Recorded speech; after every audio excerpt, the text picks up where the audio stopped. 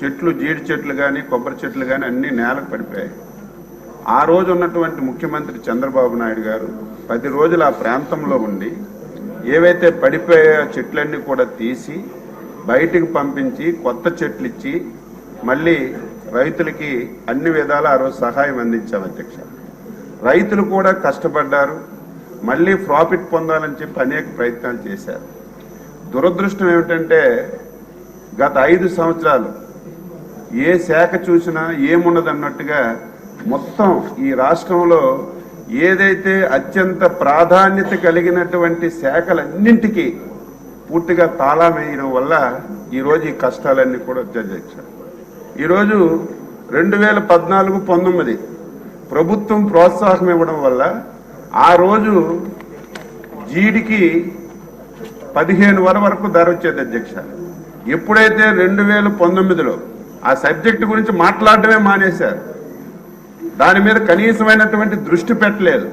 ఎక్కడి నుంచి ప్రభుత్వం ప్రోత్సాహాలు ఇవ్వాలో, వారికి ఏ విధంగా సహాయం ఇవ్వాలో, మార్కెటింగ్ ఏ విధంగా చేయాలో కనీసం సలహాలు ఇవ్వకపోవడం వల్ల 2019కి 15,000 ఉన్నటువంటి క్వింటాల్ ధర 2024-19 మధ్యన అధ్యక్ష 5,000కి 6,000కి పడిపోయింది.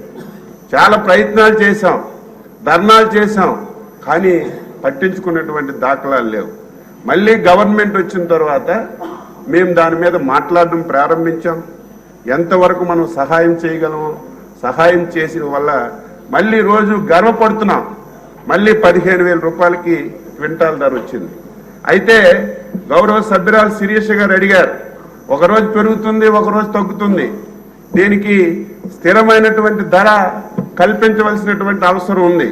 అయితే ఇది కేంద్ర ప్రభుత్వం చేయాలి కాబట్టి నేను మంత్రిగా బాధ్యతలు తీసుకున్న తర్వాత దీని ధరని మీరు నిర్ణయించాలని చెప్పి కేంద్ర ప్రభుత్వానికి లేఖ రాశాం.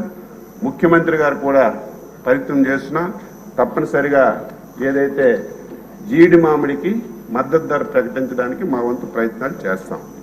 అధ్యక్ష, రైతుకి ఏ విధంగా ఆదాయం పెంపొందించాలని చెప్పి ఆలోచిస్తున్నాం అధ్యక్ష. ఈరోజు రైతు కొబ్బరికాయ తీయడం అమ్మడం తప్ప దాని మీద వచ్చినటువంటి బై ప్రోడక్ట్స్ విపరీతంగా ఉన్నాయి అధ్యక్ష. దురదృష్టవశాత్తు మన రాష్ట్రంలో ఎక్కడ బై ప్రాజెక్ట్స్ లేవు. దీనివల్ల ఏదో కొబ్బరికాయ తీయడం అమ్మడమే జరుగుతుంది. నేను మాటిస్తున్నాను, ముఖ్యమంత్రి గారు కూడా ప్రత్యేకమైనటువంటి దృష్టి పెట్టారు. ఇక్కడే ఎంఎస్ఎంఈ మినిస్టర్ గారు కూడా ఉన్నారు, వాళ్ళతో కూడా మాట్లాడాం. ఏదైతే ఫుడ్ ప్రాసెసింగ్ కూడా చూస్తున్నారు, మేము ముగ్గురు కలిసి తప్పనిసరిగా ఈరోజు క్యాజు ఉంది అధ్యక్ష. క్యాజులో మనకి గింజ పైన తొక్క నుంచి కూడా నూనె తీసి బై ప్రోడక్ట్ తయారు చేయొచ్చు. జీడి మామిడి పండు అధ్యక్ష, పిక్క కంటే పండుకు వాల్యూ ఉంది, కానీ రైతుకి తెలియదు అధ్యక్ష. ఆ ప్రాంతానికి వెళ్ళి చెట్ల కింద చూస్తే జీడి పళ్ళన్నీ కుప్పలు కుప్పలుగా కిందే పడి ఉంటాయి. కానీ దాన్ని మనం బై ప్రోడక్ట్ గా తయారు చేస్తే పిక్క కంటే పండు మీద ఎక్కువ ఆదాయం వస్తుంది అధ్యక్ష. కానీ దాన్ని ఎవరు గుర్తించలేదు.